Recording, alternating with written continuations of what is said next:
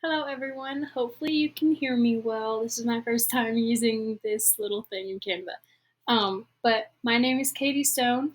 I am a freshman here at Texas Tech University who chose to do an English project over something I'm passionate about, which will be electronic addiction in children.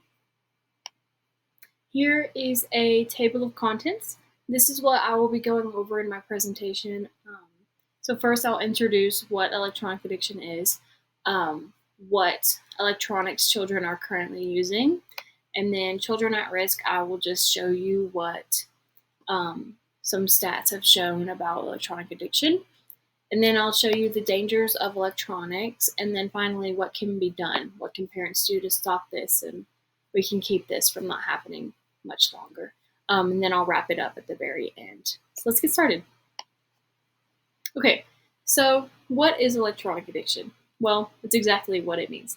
Children are currently addicted to these electronics like people can be addicted to drugs, drinking alcohol, something like that, but they're actually addicted to these electronics. Children use electronic devices in their everyday lives. So they'll use it at school, at home, at a friend's house, everywhere. There's actually a term that has stemmed from this, and it's called iPad kids. What's an iPad kid? This term is actually widely known across Gen Z and younger. It's children that cannot function without an iPad or an electronic device in their hands. You'll see them at the dinner table with an iPad. They'll be more likely to rash out at anyone, and they don't really communicate well with others. And electronic addiction can actually lead to dangerous diseases that you'll learn about at the end of my presentation, and can cause children to lose vital skills of communication or motor functions. So what electronics are mainly being used by kids today? Majority of children actually use iPads. They can be used at home or at school, like I said, or computers. Computers are mainly where we do schoolwork, or cell phones. Parents might provide their child with a cell phone, or they might use their parents to watch TikTok with them or whatever.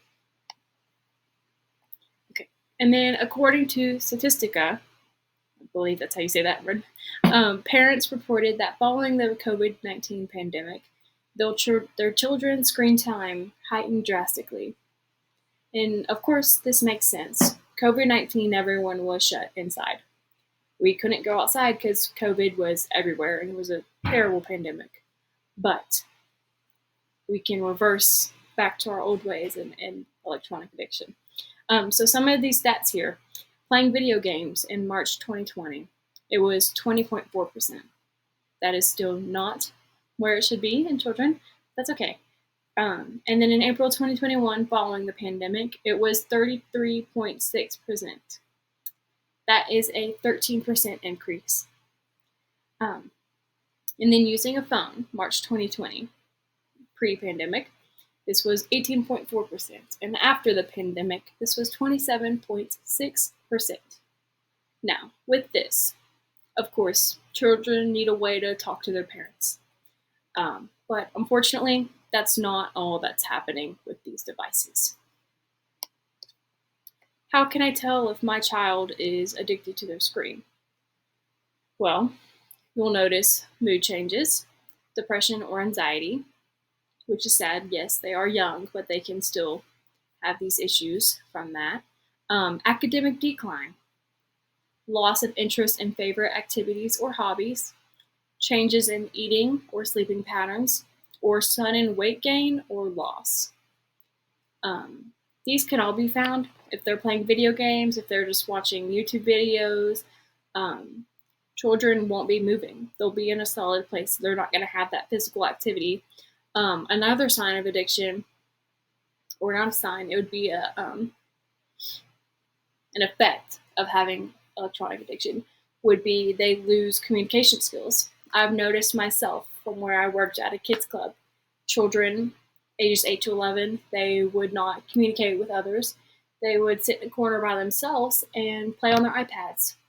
This is not good. You want your children to be engaging with students and their peers, so that they can grow, not even only in themselves, but grow in others and really retain vital skills you need to make it on further into life. And why is this dangerous to children?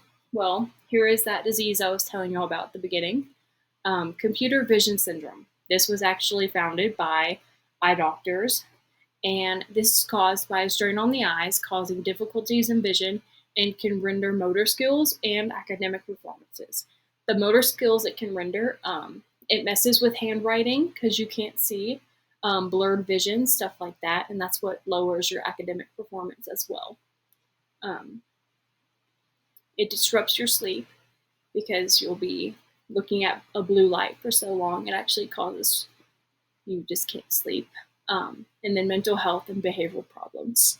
Students with, or children, sorry, children with electronic addiction are more likely to act out when they get upset because they don't know how to communicate with others.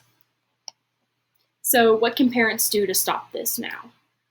You can monitor your child's screen time. I read a post earlier that you can do 20-20-20. So 20 minutes screen time, 20 off, 20 talking with someone. So you can have that. Less screen time usage in schools. After the pandemic, we stopped using pen and paper because we were put onto computers because we couldn't go outside. So children actually aren't learning how to write cursive anymore. Fun fact. So we just need less screen time to help our future generations. Alerting children of dangers of prolonged usage of electronic devices. This might not seem like it would work, but we've all heard when we were in elementary school, say no to drugs, no drinking and driving, that stuff. It sticks with you after you hear it so many times.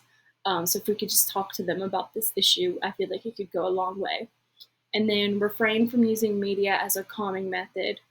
Nowadays, no disrespect, but when a child has a tantrum, parents should normally put on a YouTube video of like the jumping fruits or something like that. So if we could pull back away from that and use other strategies like the building blocks as a calming method, that would work as well. And then here are my sources that I used to put this whole project together. And thank you for watching. If you liked it, please just let me know in the comments. If you have any questions, please message me or comment. I'll leave my email below. Thank you. Have a good day.